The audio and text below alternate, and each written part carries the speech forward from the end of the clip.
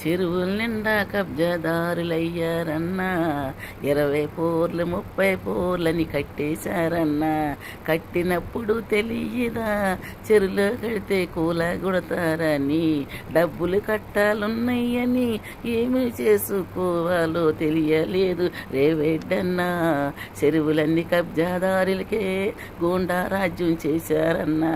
కబ్జాలు చేశారు, గూండా రాజ్యం చేశారు. ఈ చెరువు కుంటాలన్నీ మా తెలంగాణయే అన్నారన్నా. మేము 20 పోర్లు 30 పోర్లు కడుతుంటే ఆ పోర్లు లెక్క పోరు చప్పున కోటులకి అమ్ముకున్నారన్నా.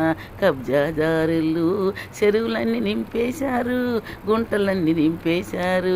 ఆ కూరల పీకు తాకి రేవిద్దన్నొచ్చిండన్నో మా అన్నొచ్చిండు. రేవిడ్డన్న మంచి పని చేసిండు.